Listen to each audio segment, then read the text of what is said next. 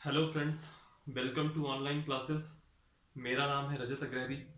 आज हम लोग पढ़ाई करेंगे प्रियम्बल के ऊपर। हम लोगों ने पॉलिटी शुरू किया है। पॉलिटी के कुछ बेसिक्स, संविधान हम लोग किस तरह पढ़ते हैं, संविधान में जो आर्टिकल्स हैं, जो पार्ट्स हैं, वो कैसे लिखे हुए हैं, शेड्यूल्स क्या हैं, मेजॉरिटी कितने टाइप की होती है, ये सब हम लोगों ने लास्ट लेक्चर में कवर किया था। उससे रिलेटेड कुछ क्वेरीज भी आई थी। कुछ क्वेरीज मेरे पर्सनल मैसेज पे आई थी और कुछ क्वेरीज यूट्यूब के वीडियो के कमेंट्स पे आई थी। उसको हम लोगों ने दूर करने की कोशिश करी है। उसके अलावा आज हम लोग अगले लेक्चर में आते हैं। अगला लेक्चर है प्रियम्बल, जिसको हम हिंदी में प्रस्तावना या उद्देशिका कहते हैं। दरअसल संविधान में उद्देशिका लिखा हुआ है और हम लोग इन जनरल प्रस्तावना बोलते हैं। अब ये भी सवाल है, उद्देशिका क्यों कहते हैं, प्रस्तावना इन जनरल कह रहे हैं तो उद्देशिका संविधान में क्यों लिखा है, और इंग्लिश में एक ही वर्ड है, प्रियम्बल। चलिए बात करते हैं कि इस प्रस्तावना की वैल्यू क्या है। दरअसल क्या है कि हम कोई सा भी क्वेश्चन पेपर देखें, चाहे वो यूपीएससी का हो, एमपीपीएससी का हो, या किसी अदर स्टेट पीसीएस का हो, या जो छोटे लेवल में एसएससी वगैरह में जीएस वगैरह आती है, उसमें अक्सर एक या दो क्वेश्चन प्रियम्बल के आ ही जाते हैं। कहीं ना कहीं से घुमा फिरा के कुछ ना कुछ चीजें वो पूछता ही पूछता है। आज हम बात करेंगे ये प्रियम्बल है क्या, प्रस्तावना है क्या।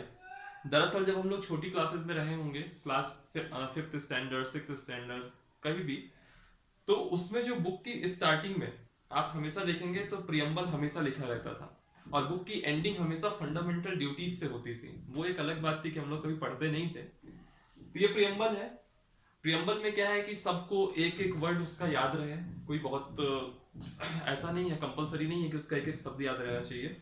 लेकिन क्या है कि प्रियम्बल में जो शब्द हैं, जो जो शब्द आते हैं, महत्वपूर्ण जो शब्द आते हैं, अब बीच का की के ये भूल जाए तो चलता है, लेकिन जो उसका एक एक शब्द है उसका अर्थ पता होना चाहिए, उसका मीनिंग क्या है, और उस शब्द को लेकर किस टाइप की डिबेट चल रही है, ये सब हमको पता होना चाहिए।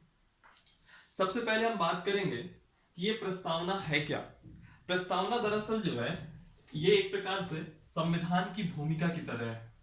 जैसे कि हम जब कभी भी कोई बुक वगैरह लेते हैं तो बुक की स्टार्टिंग में देखेंगे तो एक वो डिस्क्रिप्शन पूरा लिखा रहता है कि हम इसको डेडिकेटेड कर रहे हैं, हमने इस बुक में ये करने की कोशिश करी है, इस बुक का उद्देश्य क्या है। तो वैसे ही ये प्रस्तावना है, जो कि एक संविधान की भूमिका की तरह है, पूरा भूमिका का काम करता है ये प्रस्तावना। प्रस्तावना की भूमिका में इसमें क्या है कि जो संविधान के आदर्श हैं, शासन प्रणाली का जो स्वरूप है, इन सब के अलावा जो भी और एक चीज, संविधान के लागू होने की तिथि कि 26 नवंबर 1949 से ये संविधान हम लागू कर रहे हैं, कहाँ क्या कर रहे हैं, ये सब चीजें इस संविधान, इस प्रस्तावना में लिखी हुई है, इस प्रियम्बल में लिखी हुई है। तो हमको मेनली देखना है कि संविधान की भूमिका की तरह है ये प्रस्तावना। इसमें शासन प्रणाली का स्वरूप क्या होना चाहिए, ये लिखा हुआ है। हालांकि जो भी लिखा है उसमें थोड़ी बहुत अस्पष्टता है, बहुत ही स्पष्ट तरीके से नहीं लिखा गया है, लेकिन समय के साथ जो हमारी सुप्रीम कोर्ट है, उच्चतम न्यायालय है, या जो हमारे संसद के साथी, जो संसद में जाते हैं, जो माननीय हमारे सदस्य, उन लोगों ने समय समय पर इसको अच्छे से डिस्क्राइब भी किया हुआ है। बहरहाल अभी हम बात करेंगे, ये चीजें हैं, प्रस्तावना संविधान की भूमिका है, प्रणाली का स्वरूप है, शासन प्रणाली का स्वरूप है। बात करते हैं कि जो ये प्रस्तावना है, ये प्रस्तावना आया कैसे। दरअसल एक तारीख याद करिएगा, उसके पहले मैं बात करता हूं। एक कैबिनेट मिशन आया था अपने देश में। कैबिनेट मिशन ने संविधान सभा के गठन की मंजूरी दी थी। उसके बाद संविधान सभा गठित हुई थी और वही संविधान सभा ने आगे चल करके हमारा संविधान बनाया। इन सब चीजों पे हम डिटेल से जाएंगे जब हम भारत का संवैधानिक विकास क्रम हिस्ट्री में देखेंगे, मॉडर्न हिस्ट्री में। अभी हम इस प्रस्तावना को समझने के लिए कि कहां से आया, कुछ दो तारीखें आप याद रखिएगा। पहली तारीख है 13 दिसंबर 1946। इस तारीख को हमारे नेहरू जी ने एक प्रस्ताव रखा। उस प्रस्ताव का नाम था उद्देश्य प्रस्ताव। 13 दिसंबर 1946 को उद्देश्य प्रस्ताव रखा गया, और ठीक कुछ दिन बाद, यानी कि दूसरी तारीख जो है वो है 22 जनवरी 1947। 22 जनवरी 1947 को ये जो उद्देश्य प्रस्ताव था, इसको संविधान सभा ने स्वीकार कर लिया। और इसी का नाम रखा गया, इसी उद्देश्य शब्द से नाम आया था हिंदी में उद्देशिका। और आप अगर जब भी आप कभी संविधान देखेंगे, तो संविधान में जब भी आप प्रस्तावना देखेंगे तो वहां उद्देशिका ही शब्द लिखा हुआ है। तो ऐसे करके हमारे प्रस्तावना आती है संविधान में। फिर इसके बाद हम देखेंगे इस संविधान इस प्रस्तावना का स्वरूप क्या है, संक्षिप्त वर्णन क्या है। कुछ चीजें इसमें और देख लीजिए, जैसे ये बेसिक वन लाइनर क्वेश्चन होता है, अक्सर पूछ लेता है। पहला कि प्रस्तावना जो है किस देश से ली गई है, तो याद रखिएगा प्रस्तावना जो है आपकी अमेरिका के संविधान से ली गई है, यूएसए से। और ये पूछ लेता है कि जो प्रस्तावना की भाषा है, लैंग्वेज है, उसका स्रोत क्या है, तो उस भाषा का स्रोत है ऑस्ट्रेलिया। ठीक है, ये वन लाइनर फैक्ट है, आने चाहिए। फिर हम बात करेंगे ये जो प्रस्तावना है इसका वर्णन, प्रस्तावना किस रूप में है, क्या है क्या नहीं है। जो प्रस्तावना में लिखा है उसी के आधार पर हम प्रस्तावना का वर्णन करते हैं। प्रस्तावना के वर्णन में हम सबसे पहले देखेंगे सत्ता का स्वरूप।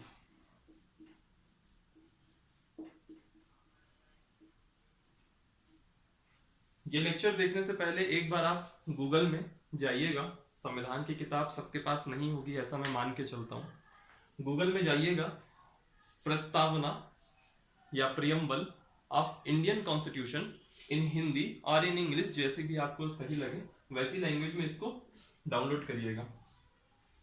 हिंदी में आएगा हम भारत के लोग, यहां से प्रस्तावना चालू होती है। और इंग्लिश में आएगा we the people of India, यहां से प्रस्तावना इंग्लिश में चालू होती है।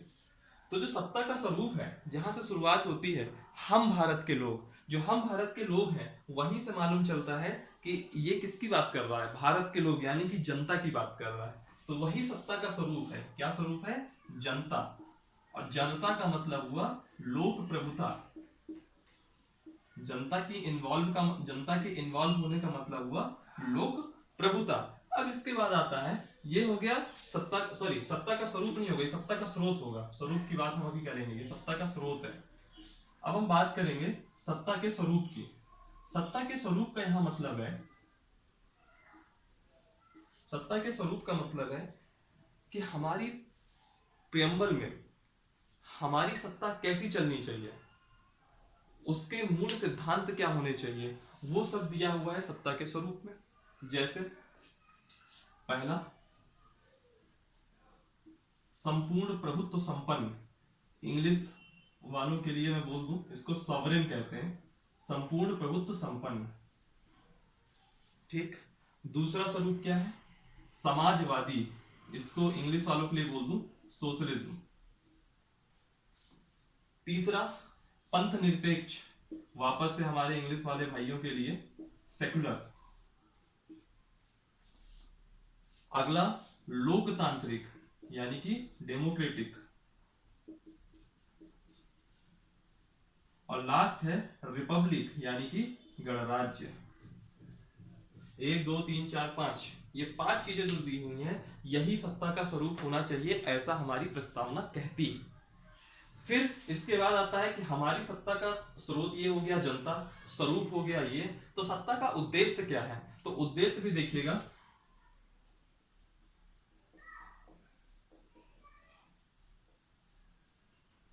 पहला है न्याय, दूसरा है स्वतंत्रता, तीसरा है समानता, फिर है बंधुता, फिर है व्यक्ति की गरिमा,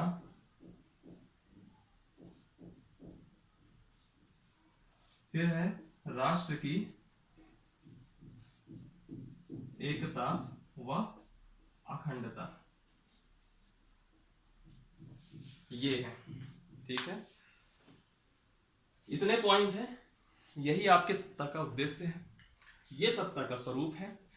और ये जो शब्द लिखे हुए हैं ना, ये शब्द, इनमें से एक भी वर्ड कहीं कुछ मैं बाहर से ढूंढ के नहीं लाया हूं, ये सबका सब, ये सारे के सारे शब्द आपके संविधान की प्रस्तावना में लिखे हुए हैं और डिटेल से लिखे हुए हैं। डिटेल्स का मतलब ये, अब हाँ, अब जैसे संपूर्ण प्रभुत्व संपन्न है, इसका क्या मतलब हुआ, समाजवाद का मतलब क्या हुआ, पंथ निरपेक्ष का क्या मतलब हुआ, ये हम आज की क्लास में देखेंगे। लेकिन न्याय कितने प्रकार के होने चाहिए, स्वतंत्रता कितने प्रकार की होनी चाहिए, ये समानता कितने प्रकार की होनी चाहिए, बंधुता, व्यक्ति की गरिमा, राष्ट्र की एकता और अखंडता, ये सब चीजें आपके प्रस्तावना में लिखी हुई है। दरअसल जो हमारा संविधान है, वो संविधान में जो सत्ता आती है, जैसे अब ये बताइए संविधान बन गया, ये कौन तय करेगा कि सत्ता में कौन बैठेगा, उस संविधान के हिसाब से इस देश को कौन चलाएगा, जनता ही तो तय करती है, जनता ही तो शासन में किसी को बैठाती है। आप अगर आज प्रधानमंत्री नरेंद्र मोदी जी हैं तो उनको किसने बैठाया, जनता ने ही बैठाया। और कल के दिन अगर वो नहीं रहेंगे तो कौन हटाएगा, जनता ही हटाएगी, कोई बाहरी तो नहीं आ गया। यानी कि सत्ता देने का जो स्रोत है वो कौन है, जनता है। और इसी को हम कहते हैं लोक प्रभुता। हालांकि इसमें डिबेट है, कुछ लोग कहते हैं कि लोक प्रभुता नहीं थी संविधान में या प्रस्तावना में, कुछ लोग कहते हैं, उसकी डिबेट अभी हम देखेंगे जब पॉइंट बाय पॉइंट चलेंगे। हालांकि वो डिबेट जो है पूरी आपके मेंस के पॉइंट ऑफ व्यू की है, तो हम बहुत डिटेल में नहीं जाऊंगा, लेकिन फिर भी एक लाइन से दो लाइन पे कवर अप जरूर करूंगा, क्योंकि आपको एक ओवरव्यू सबका पता होना चाहिए। और यही बात डिटेल एनालिसिस की, तो वो जब हमारी प्रीलिम्स ओरिएंटेड क्लासेस खत्म हो जाएंगी, जब मेंस ओरिएंटेड चालू होंगी, तब हम उस पर बिल्कुल एक एक शब्द पे पूरा 30-30 मिनट का एक एक लेक्चर लेंगे। बहरहाल अभी आते हैं, ये सत्ता का स्रोत हो गया। अब मान लीजिए मैं सत्ता में बैठ गया, आप पूरी जनता है, आपने मुझको सत्ता में बैठा दिया, तो ये पहला पॉइंट क्लियर हो गया, सत्ता का स्रोत, जनता ने मुझे बैठाला।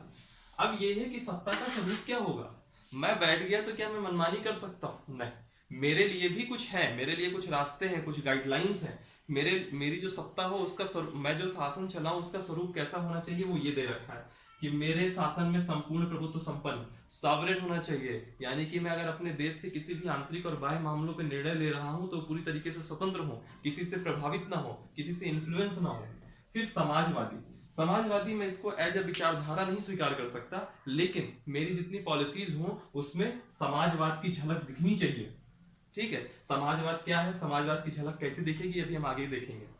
फिर अब पंथ निरपेक्ष यानी कि हमको अपने धर्म से या अपनी ड्यूटीज, धर्म से हमको तटस्थ होना चाहिए।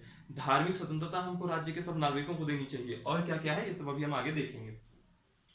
लोकतांत्रिक गणराज्य, ये सब अभी हम देखेंगे। तो ये है आपका इस एक चार्ट में पूरा का पूरा आपको प्रियम्बल का ओवरव्यू दिख रहा है। सत्ता का स्रोत जनता, सत्ता का स्वरूप संपूर्ण प्रभुत्व संपन्न, समाजवादी, पंथ निरपेक्ष, लोकतांत्रिक, गणराज्य, सत्ता का उद्देश्य न्याय, स्वतंत्रता, समानता, बंधुत्व, व्यक्ति की गरिमा, राष्ट्र की एकता और अखंडता। इनमें से जो आप तीन शब्द देख रहे होंगे, एक ये समाजवादी, एक ये पंथ निरपेक्ष, और ये आपका एक ये अखंडता, ये तीन शब्द मूल संविधान की प्रस्तावना में नहीं थे।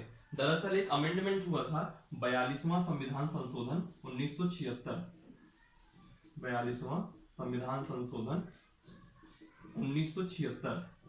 इस अमेंडमेंट के बाद ये तीन शब्द जोड़े गए थे, समाजवादी, पंथ निरपेक्ष और अखंडता। कई बार पूछ लेता है पीसीएस वगैरह में कि 42वें संविधान संशोधन 1976 में कौन सा शब्द जोड़ा गया था। कई बार ये पूछ लेता है कि कितने शब्द जोड़े गए थे, तो पता होना चाहिए 3 शब्द जोड़े गए थे। एक कोई लो लेवल का एग्जाम था, मुझे एग्जाम तो याद नहीं आ रहा, उसमें पूछा गया था कि 42वें संविधान संशोधन 1976 में कितने शब्द जोड़े गए थे, तो उनमें ऑप्शन था 1 2 3 4 ऐसे करके ऑप्शन थे। तो ज्यादातर लड़कों ने 3 लगाए थे, समाजवादी, पंथ निरपेक्ष और अखंडता, और वो गलत हो गया था, क्योंकि उनका मानना था कि समाजवादी, पंथ निरपेक्ष और अखंडता के साथ साथ एक शब्द और जोड़ा गया था, उस शब्द का नाम था और, है ना। तो ऐसे एग्जामों की बात नहीं कर रहा हूँ, जो स्टैंडर्ड एग्जाम होंगे वहां पे केवल 3 ही शब्द माना जाएगा जोड़े गए थे, समाजवादी, पंथ निरपेक्ष, अखंडता। ठीक, तो ये है आपका। अब हमको एक एक हेडिंग पे बात करनी है कि क्या है क्या नहीं। सबसे पहले हमने कौन सा शब्द सुना यहाँ पे, लोक प्रभुता। तो अब हम सबसे पहले हम बात करेंगे लोक प्रभुता के ऊपर, ये लोक प्रभुता है क्या, और इस पे डिबेट क्या है, डिबेट किस पॉइंट में है और क्या नहीं है। कुछ लोगों का मेरे पास मैसेज आया था कि जो है करंट के बारे में, तो क्या है, करंट की क्लासेस तो अभी नहीं हो रही हैं, लेकिन हाँ हमारा एक टेलीग्राम चैनल है, उस पर हम लोग डेली का करंट का अपडेट करवाते हैं। आप वो टेलीग्राम चैनल ज्वाइन कर सकते हो, इसी वीडियो के डिस्क्रिप्शन में जाएंगे तो टेलीग्राम की भी लिंक दी हुई है। उसके अलावा उसमें फेसबुक का भी पेज दिया हुआ है और इंस्टाग्राम का भी पेज दिया हुआ है, आप लोग जरूर ज्वाइन करिएगा। लेकिन जो करंट का अपडेट वगैरह है वो सिर्फ और सिर्फ टेलीग्राम में आएगा। चलिए आते हैं अपने टॉपिक पे। पहला शब्द है लोक प्रभुता। लोक प्रभुता को हम समझें कि उसके पहले एक चीज बता दूं मैं कि जो हमारा प्रस्तावना है वो चालू होता है be the people of India, हम भारत के लोग, और ये पूरा करते करते खत्म होता है अंगीकृत, अधिनियमित और आत्मार्पित करते हैं।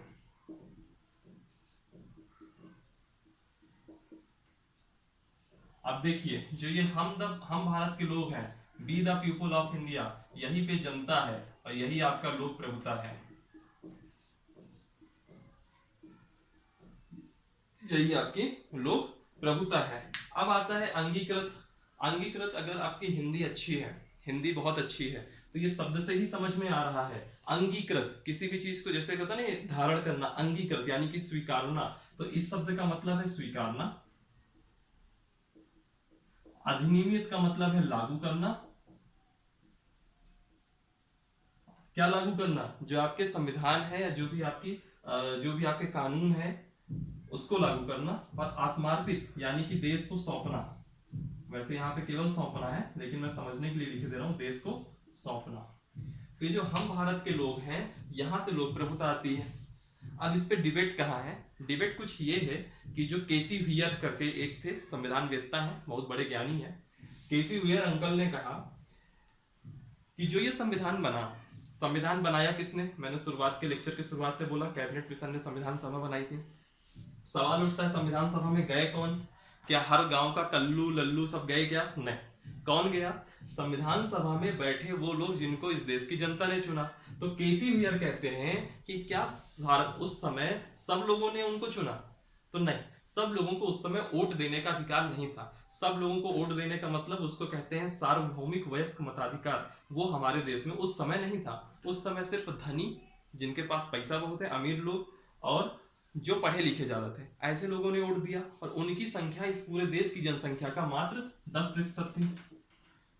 तो केसी व्हीयर ने कहा कि उन 10% लोगों ने संविधान सभा में लोगों को पहुंचाया और उन्हीं लोगों ने संविधान बनाया। तो इसमें लोक प्रभुता कहाँ आ गई? जनता की भागीदारी कहाँ आ गई? वो 90% जनता तो इसमें इन्वॉल्व ही नहीं है। कहना उनका भी गलत नहीं था, लेकिन हम इंडियन, हम उनकी बात क्यों माने? हम तो कहेंगे भैया तुम तो गलत हो। क्यों गलत हो? क्योंकि हमने जितने लोगों को संविधान सभा में भेजा, उन्हीं लोगों ने 1952 का जो आम चुनाव हुआ, जनरल इलेक्शन, उसमें उन लोगों ने पार्टिसिपेट किया। और मैक्सिमम लोग, मैक्सिमम का मतलब एक आध की बात नहीं करता, वरना सारे के सारे ही हमने जिता दिए। और जो इस बार 1952 के आम चुनाव में जिताया, उस समय सार्वभौमिक वयस्क मताधिकार था, सब लोगों ने वोट किया और उन्हीं लोगों को जिताया। और ये वही लोग थे जिन्होंने पहले संविधान सभा में गए और इसमें लोग जो हमारा प्रियम्बल है या जो हमारा संविधान है, उन्होंने सब कुछ बनाया। तो हम ये तर्क दे करके कहेंगे कि केसी व्हीयर जो कहते हैं कि लोक प्रभुता का अभाव है, जनता की भागीदारी नहीं है, ये गलत है। क्यों? क्योंकि जो पहले जिन्होंने ये संविधान बनाया, उन्हीं लोगों को 1952 में हमने खुद से चुन के भेजा। और जब हम दोबारा चुन के भेजे, वो सिर्फ 10% लोग नहीं थे, वो पूरे के पूरे सार्वभौमिक वयस्क मताधिकार के साथ गए थे, जिनकी एक उम्र थी 21 वर्ष। उस समय 21 वर्ष थी, बाद में एक अमेंडमेंट हुआ, तब 18 वर्ष की गई वोट देने की उम्र। उस समय 1952 में वही सेम लोग रिपीट हुए। और जब सेम लोग जा रहे हैं, तब तो कह सकते हैं ना कि जनता के ही हैं। तब तो ऐसा तो नहीं कह सकते कि नहीं ये तो जनता के नहीं है। पहली चीज। दूसरी चीज, अगर कोई भी राज्य लोकतंत्र चुनता है, तो लोकतंत्र बिना जनता के संभव नहीं है। लोकतंत्र यानी कि जनता, जनता का तंत्र। अगर जनता ही उसमें इन्वॉल्व नहीं होगी तो लोकतंत्र कैसा? इसलिए हम कहेंगे कि लोक प्रभुता हमारे इसमें, हमारे संविधान में है। ठीक है, ये है एक लोक प्रभुता का टॉपिक। बहुत ही छोटा सा टॉपिक था, कोई बहुत बड़ा इशू नहीं था ये। ठीक है, अब हम आते हैं जो सत्ता के स्वरूप थे, उसके एक एक शब्द उठाएंगे कि उनका क्या क्या मतलब है। सबसे पहला शब्द है संपूर्ण प्रभुत्व संपन्न। मैं वही चीजें डिस्कस करूंगा जो अभी आपके एग्जाम के लिए इंपॉर्टेंट है। हालांकि इसी में डिस्कशन, जैसे मैंने केसी व्हीयर के तर्क बताए लोक प्रभुता में, वो अपने आप में एक मेंस का क्वेश्चन बनता है। अब ये संपूर्ण प्रभुत्व संपन्न है, तो मेंस में अगर ये क्वेश्चन आएगा तो कैसा आएगा कि क्या आज भी हमारे भारत में, हमारे राज्य में, भारत राज्य में ये संपूर्ण प्रभुत्व संपन्न वर्ड, ये शब्द एग्जिस्ट करता है? क्या आज भी हम सॉवरेन हैं? तब हम बताएंगे कि हाँ है, नहीं है, क्यों नहीं है, क्यों है, ये सब चीजें उसमें डिस्कस करी जाएगी। लेकिन ये शब्द हमारे प्रस्तावना में है, तो इसका मतलब क्या है, ये प्री ओरिएंटेड है, और उस पर जब डिबेट चालू हो जाएगी तो वो मेंस ओरिएंटेड रहेगा। अभी हम प्री ओरिएंटेड बात करते हैं। संपूर्ण प्रभुत्व संपन्न यानी कि सॉवरेन, और एक बात बता दूं, इसका मतलब सिर्फ इतना है कि जैसे अब आप हैं, आप स्वतंत्र हैं, मैं हूं, मैं स्वतंत्र हूं, मेरे ऊपर किसी का प्रेशर नहीं है, मेरे खुद के डिसीजन क्या होंगे वो मुझे लेने की स्वतंत्रता है। वही देश के पर्पज में अगर हम बात करें, देश के पॉइंट ऑफ व्यू से बात करें, मान लीजिए एक भारत करके एक देश है या राज्य है, वैसे राज्य कहा जाता है, भारत करके एक राज्य है, संघ है भारत, जो भी कहिए आप, भारत है, इसको अपने देश के आंतरिक मामलों में निर्णय लेना है, इसी को अपने बाह्य मामलों में निर्णय लेने हैं, internal matters and external affairs, बाह्य मामलों में निर्णय लेने हैं। तो ये अपने आंतरिक और बाह्य मामलों में निर्णय लेने के लिए स्वतंत्र है, यही सॉवरेंटी है। ये कहा प्रियम्बल ने। लेकिन डिबेट कहाँ बनती है? डिबेट बनती है कि आज भारत सॉवरेन है। क्यों? क्योंकि अब आप अगर WTO की बात करेंगे, वो आपके ऊपर मनमाने ऑब्जेक्शन लगाता है। UN की बात करेंगे, वो आपको हर मामले में गाइडलाइन देता है, या ऐसी बहुत सारी अंतरराष्ट्रीय संस्थाएं हैं जिनको हमने ज्वाइन कर रखा है और वो हम पे तरह तरह के रिस्ट्रिक्शन लगाती रहती हैं। तब हम उसका तर्क देंगे कि ये बात बिल्कुल सही है कि ऐसी संस्थाएं हैं, क्योंकि आज आज जो है वर्ल्ड पूरा ग्लोबल है, ओपन है, ओपन मार्केट है, और अगर ओपन मार्केट है तो किसी दूसरे के निर्णय आपको प्रभावित करेंगे और जो आपके निर्णय हैं वो किसी दूसरे को प्रभावित करेंगे। इस हिसाब से अगर हम देखा जाए, इस हिसाब से देखें तो सॉवरेनिटी हमारी खतरे में है। लेकिन हम ये नहीं कहेंगे कि हम संपूर्ण प्रभुत्व संपन्न नहीं रह गए। क्यों? क्योंकि हम अगर उन संस्थाओं को ज्वाइन करते हैं, हमने IMF ज्वाइन किया, हमने WTO ज्वाइन किया, हमने WIPO ज्वाइन किया, या हमने और भी जितने भी अंतरराष्ट्रीय संगठन है उनको हमने ज्वाइन किया, तो हमको कोई कनपटी में बंदूक रख के नहीं ज्वाइन कराया, हमने खुद ज्वाइन किया। अगर हम खुद ज्वाइन कर रहे हैं यानी कि हम उसकी गाइडलाइंस को फॉलो करने जा रहे हैं, और फिर उस गाइडलाइंस को जब फॉलो करने जाएंगे तो उसको हम ये नहीं कहेंगे कि हमारी सॉवरेनिटी खतरे में आ गई या हम संपूर्ण प्रभुत्व संपन्न नहीं रहे। ये है इसका डिबेट का पॉइंट, और इसके अलावा इसमें कुछ नहीं। सत्ता के स्वरूप में अगला शब्द आता है समाजवादी। बहुत अच्छा शब्द है, बहुतों के परिवार चलते हैं, है ना? तो हम उस समाजवादी शब्द से ऊपर उठ करके समाजवाद में बात करते हैं। समाजवाद एक बहुत ही पवित्र शब्द है। आप यकीन मानिए, हर वो नेता, हर वो पार्टी जो समाजवाद का झंडा बुलंद किए हैं अपने देश में, अगर रियल में समाजवाद अपना लेना तो ये देश का कब का भला हो जाए। लेकिन समस्या ये है कि ये समाजवादी चश्मा लगा करके हम लोग आगे बढ़ते हैं, पीछे समाजवाद रहता ही नहीं। समाजवाद बहुत पवित्र चीज है। हम थोड़ा टॉपिक से इधर बात हो रही है, लेकिन जब भी आप लोहिया, डॉक्टर राम मनोहर लोहिया, ऐसे लोगों को सुनेंगे ना तो समझ में आएगा समाजवाद किसे कहते थे। बहरहाल हम आगे आते हैं अपने टॉपिक में, वरना फिर लोग कहेंगे क्लास पॉलिटिकल हो गई। समाजवाद क्या है? समाजवाद एक विचारधारा है, ठीक? समाजवाद में कुछ तत्व है समाजवाद के, जैसे पहला समानता, सभी लोग समान रहे, भेदभाव ना रहे, अमीर गरीब ये सब क्लास ना रहे, मतलब सबके पास रहे। फिर एक है पूंजी का या संपत्ति का समाजीकरण, ऐसा ना हो कि एक अंबानी है जो बहुत अमीर है, बाकी सब बिल्कुल गरीब है, ऐसा ना हो, ये कहना है इन भाई साहब का इस पॉइंट में। तीसरा, शोषण ना हो, शोषण विहीनता हो, यानी कि कोई मजदूर वर्ग है, कोई किसान वर्ग है, किसी भी प्रकार का किसी में शोषण ना हो। और एक पॉइंट है आपका मजदूर वर्ग है, वंचित वर्ग है, उनके साथ भी किसी भी प्रकार का भेदभाव या शोषण ना हो। अब ये जो 4 पॉइंट आप सुनते हैं जो कि समाजवाद के तत्व हैं, एलिमेंट्स हैं, एलिमेंट ऑफ सोशलिज्म। देखिए, इक्वालिटी, पूंजी का समाजीकरण, कितने अच्छे अच्छे शब्द लग रहे हैं, लेकिन क्या ऐसा होता है? नहीं होता। इस समाजवाद को लाने के लिए 2 तरीके की विचारधाराएं आई। एक आई कार्ल मार्क्स की, बहुत बड़े आदमी थे भैया, कार्ल मार्क्स। और एक दूसरी विचारधारा आई लोकतांत्रिक समाजवाद, डेमोक्रेटिक सोशलिज्म। लोकतांत्रिक समाजवाद हमारे देश में काफी था। जब हम मॉडर्न हिस्ट्री वगैरह पढ़ेंगे तो कई सारे आपको नेता मिलेंगे, अच्युत पटवर्धन टाइप के 50 नेता उस टाइम पे मिलेंगे जो लोकतांत्रिक समाजवाद की वकालत करते थे। और एक है कार्ल मार्क्स वाले, आज भी ये अस्तित्व है इनका भारत में, लेकिन वो बहुत ही छोटे पॉकेट में है। कार्ल मार्क्स का इनका कहना था, भैया आप सीधे वर्ग संघर्ष करो, लड़ो, तभी आपको कुछ मिलेगा। अगर आप लड़ेंगे नहीं तो आपको कुछ मिलेगा नहीं। इनका कहना था कि आप क्रांति ले आओ, आप हिंसा करो, तो आपको समाजवाद लाना है हमको इन इन हथियारों को लेकर के। कार्ल मार्क्स के ये हथियार थे। और लोकतांत्रिक समाजवाद क्या कहता है कि महाराज हम चुनाव लड़ेंगे, संसद में पहुंचेंगे, वहां हम कानून बनवाएंगे, और इन सब के अलावा योजनाबद्ध एक प्रॉपर विकास करेंगे,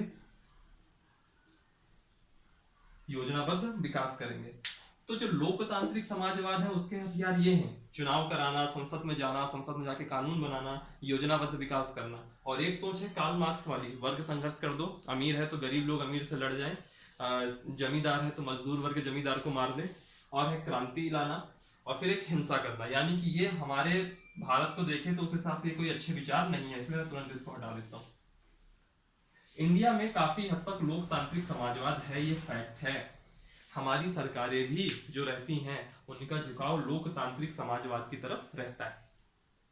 तो ये था समाजवाद। अब बात क्या हुई, समाजवाद के अल्टीमेट एलिमेंट्स तो यही है। तो डिबेट हुई, अब इसका डिबेट वाला पॉइंट सुनिएगा। डिबेट हुई कि क्या हम इन सब के लिए ही काम नहीं कर सकते, सिर्फ समाजवाद के लिए काम नहीं कर सकते। फिर एक केस हुआ, बहुत ही फेमस केस था, अभी मैं बहुत डिस्कस नहीं करूंगा उसमें, डीएस नकारा बनाम भारत संघ। ये केस था आपका 1985 का। इस पे सुप्रीम कोर्ट ने एक बहुत अच्छी टिप्पणी करी। सुप्रीम कोर्ट ने कहा कि हमारे भारत देश में जो ये समाजवाद है वो एज अ विचारधारा नहीं है। समाजवाद जो है विचारधारा नहीं है, बल्कि समाजवाद को हम एज अ पॉलिसी यूज कर रहे हैं। यानी कि हमारी नीतियों में पॉलिसीज में समाजवाद रहेगा, लेकिन समाजवाद एज अ विचारधारा नहीं रहेगा। तो ये चीज कही सुप्रीम कोर्ट ने डीएस नकारा बनाम भारत संघ में। ठीक है, बस हो गया, बीच में इतना ही रही है, इसमें बहुत ज्यादा घुसने की जरूरत नहीं है, क्योंकि प्री ओरिएंटेड सिर्फ इतना ही समझ लीजिए बहुत है। संपूर्ण प्रभुत्व संपन्न हो गया, समाजवादी हो गया। अब अगला पॉइंट आता है पंथ निरपेक्ष। बहुत प्यारा शब्द है, आदियों की राजनीतिक रोटी इसी से सकती है। पंथ निरपेक्ष, भैया हम तो धर्म निरपेक्ष हैं, इसका नाम है सेकुलर। हमारे देश के नेता इतना अपने मम्मी पापा का नाम नहीं लेते जितना सेकुलर शब्द का नाम लेते हैं। चलिए बात करते हैं सेकुलर शब्द है क्या। सेकुलर शब्द का मतलब है, सिंपल भाषा में देखें, यहाँ देखिए धर्म निरपेक्ष नहीं है। बहुत लोग सेकुलर को धर्म निरपेक्ष कह देते हैं, ये क्या है, पंथ निरपेक्ष है। धर्म और पंथ में एक डिफरेंस है, ठीक है। बहरहाल धर्म निरपेक्ष पंथ निरपेक्ष में हम आते हैं। पंथ निरपेक्ष का मतलब क्या है? पंथ निरपेक्ष का मतलब है यहाँ पे धर्म, नॉट रिलीजन, धर्म से तटस्थ या धर्म से निरपेक्ष। निरपेक्ष वर्ड यूज हुआ है और निरपेक्ष वर्ड भी यूज कर लेते हैं। इस धर्म का मतलब जो कि रिलीजन है, इस धर्म का मतलब क्या होता है? आप अक्सर देखे होंगे, जिनको थोड़ा सा जो पंडिताई करने में जिनको इंटरेस्ट होगा, जिन्होंने पुरानी किताबें हमने हिंदू मैथोलॉजी वगैरह की पढ़ी होंगी, तो उसमें साफ साफ होता है धर्म का मतलब रिलीजन से नहीं होता। धर्म, अरे धर्म काम कर लो यार, अरे धर्म कर्म में विश्वास करो, वो जो धर्म कर्म वर्ड यूज होता है ना, वो मतलब होता है आपका ड्यूटी से, यानी कि कर्तव्य। ठीक है, लेकिन हमारे इस सेकुलर शब्द का क्या अर्थ है वो देखिए। ये सेकुलर शब्द तीन चीजें कहता है। जैसे अगर हमारा एक देश है भारत, तो इस भारत राज्य का कोई भी राजकीय धर्म ना हो, राज्य का राजकीय धर्म ना हो, जितने भी अलग अलग धर्म के अनुयायी हैं उन सबको धार्मिक स्वतंत्रता हो, धार्मिक स्वतंत्रता हो, और किसी के साथ भी धर्म के आधार पर भेदभाव ना। ये चीजें कहीं, ये चीजें हैं आपकी पंथ निरपेक्ष में। अब इसमें डिबेट का पॉइंट क्या आता है, क्या वाकई में हम पंथ निरपेक्षता फॉलो करते हैं? तो आप देखेंगे, अगर हम अपने लोकतंत्र की ही बात करें तो जो टिकट डिस्ट्रीब्यूशन वगैरह होता है, कोई भी पार्टी हो, धर्म जाति देख के अलावा टिकट नहीं देती, धर्म जाति देखेगी तभी टिकट देगी। और जो वोटिंग पैटर्न है, जो हम लोग, हम और आप, मैं जो बोल रहा हूँ, जो आप जो सुन रहे हैं, जो वोट डालते हैं, वो हमारे दिमाग में कैंडिडेट से ज्यादा धर्म और जाति मैटर करती है। समझ में नहीं आता कि हम अपने घर के लिए कोई रिश्तेदार ढूंढने जा रहे हैं या किसी को अपना जनप्रतिनिधि चुनने जा रहे हैं। तो ये सब चीजें मैटर करती हैं, ये फैक्ट है। तो हम कई बार ये भी कह सकते, यही एक डिबेट का पॉइंट बनता है कि क्या पंथ निरपेक्षता रियल में है या सिर्फ ये लिख दी गई है। ठीक है, समाजवादी हो गया, पंथ निरपेक्ष हो गया। अगला आता है लोकतांत्रिक या लोकतंत्र, डेमोक्रेसी। पहले लोकतंत्र सुनिए, बहुत छोटे में पढ़े होंगे, कक्षा 1-2 में। जनता का जनता के द्वारा जनता के लिए शासन, है ना, वही चीज है जनता का जनता के द्वारा जनता के लिए शासन। अब ये चीज नहीं लिखता, फालतू कौन टाइम वेस्ट करे इसमें। हम आते हैं थोड़ी बड़ी चीज में। लोकतंत्र से सॉरी, लोकतंत्र से हमेशा एक क्वेश्चन आएगा ही आएगा। लोकतंत्र से जो क्वेश्चन आता है वो लोकतंत्र के टाइप से आ जाता है। कई बार क्या होता है, जो लोकतंत्र है आपका 2 प्रकार का होता है, ये समझ लीजिएगा, ये बहुत इंपॉर्टेंट है। और अच्छे अच्छे जो 10-10 साल तैयारी करते रह जाते हैं, यहाँ उनको हमेशा कंफ्यूजन हो जाता है। लोकतंत्र दो प्रकार का होता है। एक होता है संसदीय लोकतंत्र, पार्लियामेंट्री डेमोक्रेसी, और एक होता है अध्यक्षात्मक लोकतंत्र। अध्यक्षात्मक लोकतंत्र जो है कहाँ है और संसदीय लोकतंत्र कहाँ है, ये भी मैं बताता हूं। संसदीय लोकतंत्र आपको मिलेगा ब्रिटेन में, ब्रिटेन के साथ साथ मिलेगा इंडिया में। अध्यक्षात्मक लोकतंत्र आपको मिलेगा यूएसए में। इनके मतलब क्या है, इसके हर एक का मतलब क्या है, इसका डिफरेंस क्या है, यही सबसे इंपॉर्टेंट है, बहुत इंपॉर्टेंट है। छोटे एग्जाम में भी आता है, बड़े एग्जाम में भी आता है। देखिएगा, सबसे पहले मैं आपको मतलब बता दूं। संसदीय लोकतंत्र, जैसे हमारे भारत का एग्जांपल ले लीजिए, होता क्या है, सबसे बेसिक डिफरेंस है। पहली क्लास याद करिए, मैंने 2 शब्द बताए थे आपको, विधायिका और कार्यपालिका। विधायिका जो कानून बनाती है, कार्यपालिका जो कानून लागू करवाती है। कार्यपालिका में मंत्री परिषद आती थी और विधायिका में संसद वगैरह आते थे, सांसद वगैरह आते थे। अब सुनिएगा, संसदीय लोकतंत्र में क्या होता है कि जो विधायिका होती है, विधायिका और जो कार्यपालिका होती है, वो एक दूसरे से अंतर संबंधित होती है। कैसे? कार्यपालिका यानी कि मंत्री, अगर आपको मंत्री बनना है तो इस विधायिका का मेंबर यानी कि सांसद बनना ही होगा। आप बिना सांसद बने मंत्री नहीं बन सकते। कुछ ज्ञानी आएंगे जो कहेंगे कि बिना सांसद बने भी आप मंत्री बन सकते हो, 6 महीने बाद आपको सांसद, जैसे अगर मैं आज की डेट में सांसद नहीं हूं और मुझे मंत्री बनना है और मोदी जी की मुझ पर कृपा हो गई, उन्होंने कहा कि आ जाइए आप मंत्री बन जाओ, तो मैं मंत्री बनूंगा, लेकिन फिर मुझको 6 महीने के अंदर या तो लोकसभा या राज्यसभा की सदस्यता लेनी होगी। ऐसा बात, ये बात सही है, लेकिन मेरे कहने का मतलब ये है कि अगर मैं आज मंत्री बनता हूं तो अगर भले ही आज मैं सांसद नहीं, लेकिन 6 महीने के अंदर तो मुझे सांसद बनना ही होगा ना। लेकिन अध्यक्षात्मक लोकतंत्र में कतई ये नहीं है। आपको अगर मंत्री बनना है तो उसके लिए किसी का सांसद होना जरूरी नहीं है। पहले डोनाल्ड ट्रंप को अगर लगता था कि ये बंदा सही है तो इसको सांसद बना लो, ओ सॉरी, इसको मंत्री बना लो। अब जो बाइडेन आए हैं, जो कि नए राष्ट्रपति हैं वहां के, अब उनको लग रहा है कि ये आदमी की, इस आदमी की समझ डिफेंस के मामले में बहुत अच्छी है, तुरंत इसको रक्षा मंत्री बना दो। इस आदमी की समझ फाइनेंस के मामले में बहुत अच्छी है, तुरंत इसको वित्त मंत्री बना दो। ठीक है, इस आदमी की समझ कानून के मामले में बहुत अच्छी है, संविधान बहुत अच्छे समझता है, कानून मंत्री बना दो। लेकिन अपने यहाँ नहीं है। अपने यहाँ जो चुनाव जीतेगा या फिर राज्यसभा के माध्यम से सांसद बनेगा, वही मंत्री बन सकता है। बस यही मेन डिफरेंस है। विधायिका और कार्यपालिका एक दूसरे से अंतर संबंधित होती है, और यहाँ पे विधायिका और कार्यपालिका एक दूसरे से अंतर संबंधित नहीं होती है। यहाँ कार्यपालिका अलग है, विधायिका अलग है। ठीक है, तो इसको एक नुकसान होता है और इसका एक फायदा होता है। फायदा क्या होता है, अब मैं ही मंत्री हूं और मैं ही विधायिका में हूं, यानी कि इन दोनों में कोई गतिरोध नहीं होगा, काम बहुत अच्छे से स्मूथली चलेगा। यहाँ लेकिन गतिरोध होगा। अगला ज्ञानी आ गया और ये तो जनप्रतिनिधि है, जनप्रतिनिधि कहेंगे हमारी जनता ये चाहती है, ज्ञानी कहेगा नहीं, जनता को जो भी चाह रही है चाहने दो, हमारे हिसाब से यही सही होगा। तो इस स्थिति में गतिरोध पैदा होगा अध्यक्षात्मक लोकतंत्र में, यहाँ पे गतिरोध नहीं होगा। तो आप अक्सर सुनते होंगे डोनाल्ड ट्रंप ने एक फैसला दिया, वहां की सीनेट ने मना कर दिया, वहां की कांग्रेस ने मना कर दिया। क्यों मना कर दिया? क्योंकि वहां गतिरोध पैदा होता है। गतिरोध क्यों होता है? क्योंकि कार्यपालिका अलग है, विधायिका अलग है। यहाँ पे ऐसा कुछ गतिरोध नहीं होगा। भला किसी बीजेपी के सांसद की हिम्मत है कि मंत्रिमंडल ने कोई डिसीजन ले लिया हो और विधायिका ने उसका अपोज कर दिया हो? कभी नहीं। क्यों? क्योंकि विधायिका और कार्यपालिका दोनों एक दूसरे से अंतर संबंधित हैं। ये पहला और बेसिक डिफरेंस है।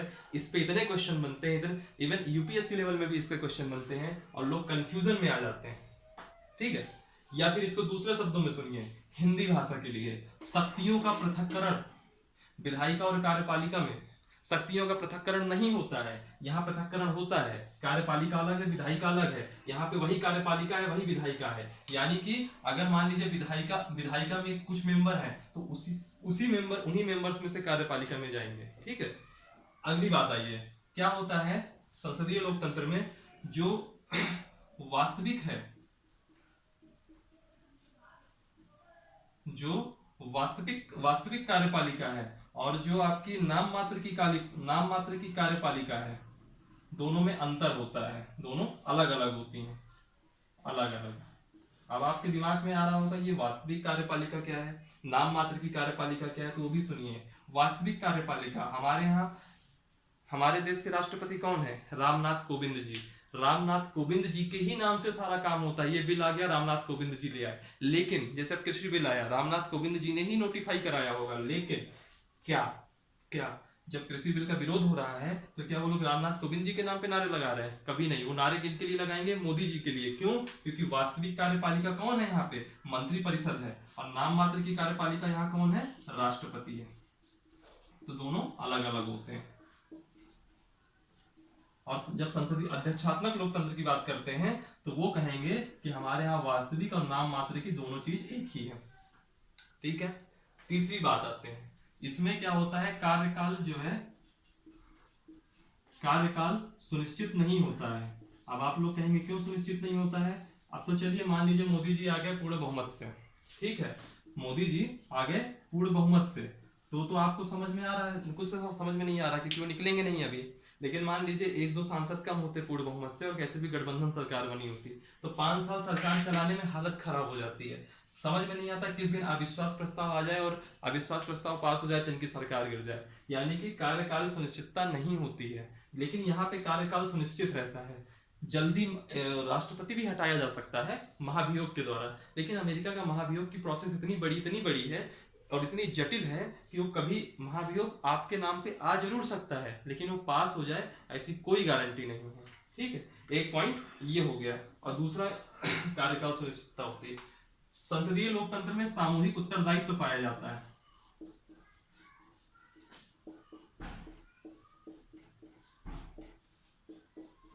संसदीय लोकतंत्र में सामूहिक उत्तरदायित्व तो पाया जाता है। क्या है, जो मंत्रिपरिषद है वो संसद के प्रति उत्तरदायी होती है।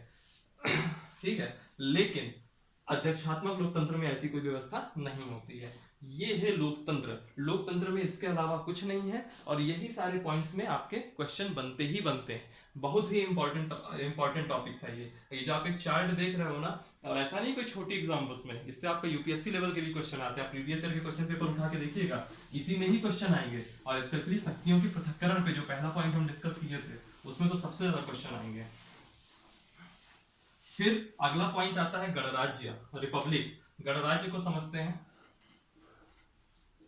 गणराज्य क्या होता है उस पर देखते हैं। जो ये गणराज्य है उस पर हम बात कर लें। गणराज्य का मतलब होता है कि जो राज्य का प्रमुख होगा, जो राज्य का प्रमुख होगा वो जो है वंशानुगत ना हो। ये नहीं हो कि मेरा लड़का ही अब होगा या उसका लड़का ही अब होगा, ऐसा वंशानुगत ना हो। और मनोनीत ना हो कि हमको ये आदमी पसंद है इसको मनोनीत कर दो, ऐसा भी ना हो। राज्य का जो प्रमुख हो या तो प्रत्यक्ष रूप से या तो अप्रत्यक्ष रूप से निर्वाचित हो। यानी कि वंशानुगत नहीं होना चाहिए और मनोनीत नहीं होना चाहिए। या तो प्रत्यक्ष रूप से हो या तो फिर अप्रत्यक्ष रूप से हो। ठीक है, ये है आपका गणराज्य। जैसे हमारा अमेरिका है, अमेरिका में क्या होता है, प्रत्यक्ष रूप से प्रेसिडेंट बनता है। प्रत्यक्ष का मतलब होता है कि जनता सीधे वोट देते, और अप्रत्यक्ष का मतलब होता है जैसे हमारे राष्ट्रपति, हम राष्ट्रपति को नहीं चुनते, हम यहाँ अपने विधायक और सांसद को चुनते हैं, और विधायक और सांसद जाकर के राष्ट्रपति को चुनते हैं। तो हमारे यहाँ अप्रत्यक्ष सिस्टम से चुनाव होता है। वास्तविक जो राज्य का प्रमुख है, राज्य का प्रमुख राष्ट्रपति है, हमारे यहाँ प्रधानमंत्री नहीं, याद रखिएगा। और यूएसए में क्या होता है, जनता ही सीधे प्रधान राष्ट्रपति को चुनती है। तो यूएसए में डायरेक्ट हो गया। तो जब अगर यूएसए में ये डायरेक्ट है तो ये आपका गणराज्य कहलाएगा, रिपब्लिक। क्यों? क्योंकि जनता ने ही सीधे सीधे उसको चुन दिया है। अब हम इंडिया की बात करते हैं। इंडिया की बात करेंगे तो इंडिया में हमने प्रत्यक्ष रूप से किसको चुना, मोदी जी को चुना, यानी कि संसदीय हो गया। लेकिन हमने हमारे यहाँ राष्ट्रपति भी चुना जाएगा, वो अप्रत्यक्ष प्रणाली से चुना जाएगा। तो हम क्या कहेंगे, हमारे यहाँ क्या है, संसदीय गणतंत्र। कभी भी आप देखिएगा, कहीं भी पासपोर्ट वगैरह में नाम लिखिएगा अपना, या कहीं भी जब ऑफिशियल जगहों पे नाम अनाउंस होगा तो यही होगा, रिपब्लिक ऑफ इंडिया। ठीक है। फिर एक आता है ब्रिटेन का एग्जांपल ले लीजिए। ब्रिटेन में क्या है, ब्रिटेन में राष्ट्रपति कुछ नहीं है। ब्रिटेन में क्या है आपका, संसदीय है, क्योंकि वहां भी प्रधानमंत्री होते हैं। और गणतंत्र जैसे अपने इंडिया में गणतंत्र है, तो वहां गणतंत्र नहीं है, वहां आज भी राजा है, राजाओं का शासन मतलब कहा जाएगा, जो नाम मात्र का चलता है। तो संसदीय राजतंत्र हुआ।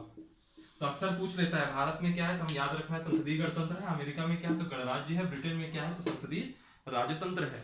आज के दिन हम इतना ही रखते हैं, प्रियम्बल थोड़ा ज्यादा हो जाएगा अभी नहीं तो, और अगली एक क्लास और आएगी, वो क्लास ज्यादा नहीं बड़ी रहेगी, मुश्किल से रहेगी 20 या 25 मिनट की रहेगी, और उसमें प्रियम्बल का जो बचा हुआ पोर्शन है वो पूरा कंप्लीट कर दिया जाएगा, वरना आज की क्लास काफी लंबी हो जाएगी।